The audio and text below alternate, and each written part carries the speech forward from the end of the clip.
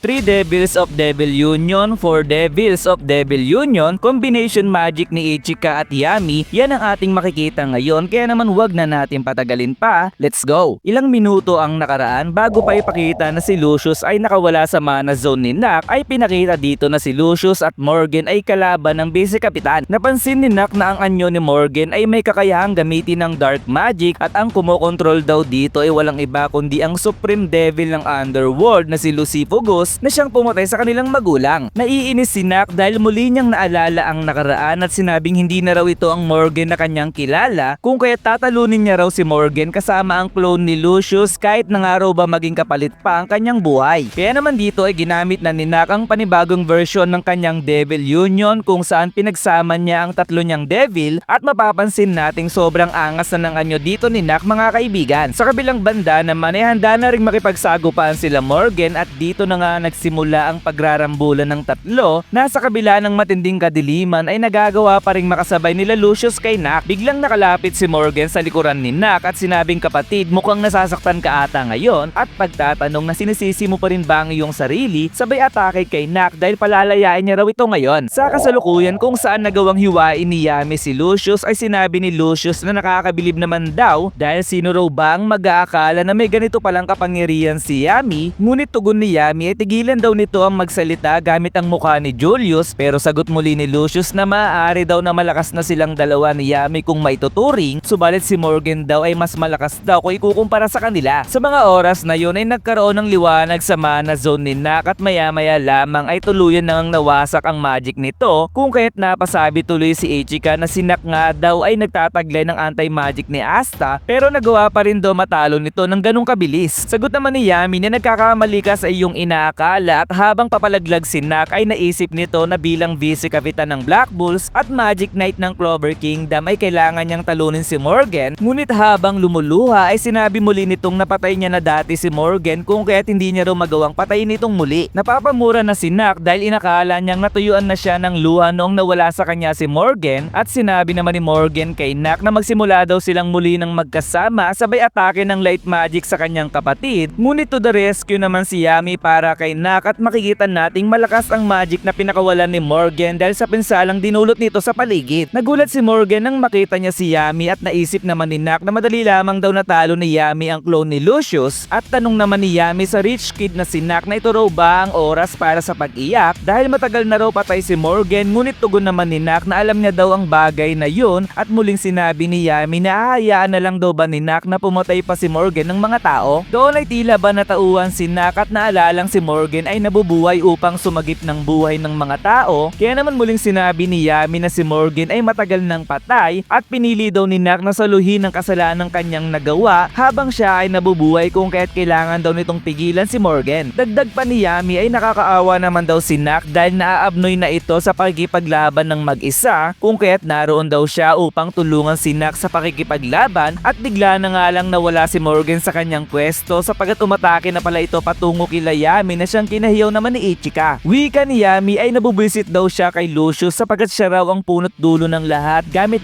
ang mukha ni Julius at ngayon naman daw ay ginugulo naman daw nito ang mga patay na. Kaya naman habang magkadikit ang sandata ng dalawa ay sinabi ni Yami na wala raw paraan upang makalimutan niya si Morgan pero ang tanging magagawa lamang daw niya para dito habang ginagamit ng kalaban ay talunin nito sa laban upang makamit na nito ang tunay na kapayapaan. Madalas daw nagkakaroon ng parehong panaginip si Nak kung saan sumali daw siya sa Grey Deer at madalas nilang pinagtatalunan ni Yami si Morgan samantalang si Morgan ay nakatawa lamang sa kanilang dalawa pero sa oras na siya ay magising ay kawalan ng pag-asa ang kanyang nararamdaman. Wika ni Morgan na si Lucius daw ay hindi isang baliw gaya ng iniisip nila Yami sapagkat siya daw ang tagapagligtas na siyang maghahatid ng tunay na kapayapaan sa mundo. Subalit si Yami ay inatake niya si Morgan ng kanyang dimensional slash, subalit si Morgan ay ginamit ang kanyang dark magic upang sanggahin lamang ito at sinabing binigyan daw siya ni Lucius ng malakas na kapangyarihan. Sa isip ni Yami na ang maganda sa dark magic ay inihila at inihigop nito ang lahat ng bagay or magic pero sa paggamit ni Morgan ay naiiba dahil ang sarili niyang magic ay isang light magic at ngayong may dark magic na siya ay pinagsama niya na ito. Dito ay inatake na nga ni Morgan si Yami samantalang si Yami ay walang magawa kundi sumangga lamang at lilinisin daw ni Morgan ang mga sagabal para sa totoong mundo at muli na nga siyang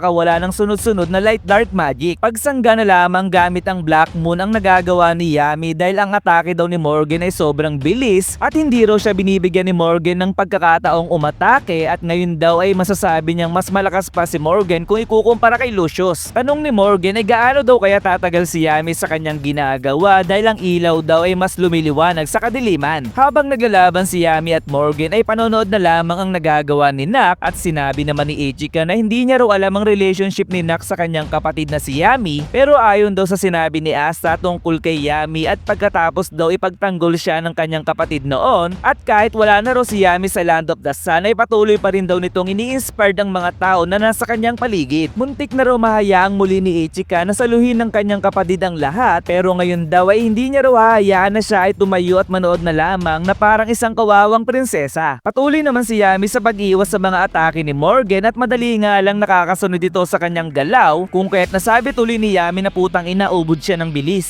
At sabi naman ni Morgan na yun na raw ang katapusan ng laban at malapit na ngang tumama ang magic ni Morgan sa kanya. Pero sa hindi inaasahang pagkakataon ay ginamit ni Ichika ang kanyang magic upang sanggain ang atake ni Morgan at sinabi nito na hindi raw siya pumunta doon para protektahan dahil pumunta raw siya sa Clover Kingdom upang tumulong sa laban kung kaya't sasamahan niya raw sa pakikipaglaban ng kanyang kapatid. Napangiti naman si Yami at nasabing lumaki na talaga ang kanyang kapatid kaya naman masaya nitong binanggit na hindi man daw sila magkamukha ni Ichika ay parehas naman daw sila ng magic na tinataglay kaya naman madali silang nakabuo ng isang combination of dark magic. Sa mga oras na ito ay pinagtutulungan na ng magkapatid si Morgan at kahit daw hindi nila mahigop ng buo ang magic ni Morgan ay magagawa naman daw nila itong mapawalang bisa. Humingi naman ng sorry si Nak dahil sa lagi na lamang niyang sinasabi sa kanyang sarili na pwede na siyang mamatay sa kahit anong oras pero ang pagluha daw ay hindi susi upang wakasan ang isang kasalanan at sinabi naman ni Yami na late na daw si Nak sa eksena sapagat ngayon ay pinagsama na ni Nak ang apat niyang devil sa isang devil union na siyang mapapansin nating meron na itong 8 sungay sa kanyang ulo at sinabing pasensya na sa paghihintay aking partner. Masaya naman si Morgan nang makita niya ang bagong itsura ni Nak at sinabing alam niya daw talaga na ang kanyang kambal ay nagtataglay ng matinding talento sa magic at dito na nga nagsimula ang kanilang pagrarambulan sa ere at sobrang bilis talaga ang pangyayari sa bawat eksena. Ginagamit na ng tatlo ang Dark X Shadow Magic upang tapatan ng Dark at Light Magic ni Morgan at sobrang bilis talaga ang pangyayari mga kaibigan at hindi na rin talaga ako makasunod dito. Patuloy pa rin ang pagkamangha ni Morgan sa kanyang nakikita at naalala niya ang nakaraan nila Yami at Nak at upang makamit daw ang tunay na kapayapaan ay lalagpasan niya daw ang lahat gamit ng kanyang kapangyarihan. Matinding bakbakan at Royal Rumble talaga ang nangyayari mga kaibigan pero sa isang sandali ay bigla na lamang napunta si Nak sa likuran ni Morgan at sinabing kung mas maliwanag ang ilaw ay mas malaki daw ang anino na pwedeng magawa nito. Sa pagtagos ng espada ni Nak sa katawan ni Morgan ay nagpaalam na rin ito sa kanyang kapatid dahil papasanin niya daw ng mag-isa ang sakit na kanyang nararamdaman magpakailan pa man. Grabe yung laban, grabe yung bagong anyo ni Nak, grabe yung magic na meron si Morgan at grabe din talaga yung combination magic nila Yami at Ichika. Kaya naman sa dalawang chapter na ito ay dito na nagtatapos ang buhay ng isa sa mga pinakamalakas na paladin ni Lucius. Kung kaya don't forget to subscribe, follow, like sa aking video. Maraming salamat. See you sa susunod. Goodbye!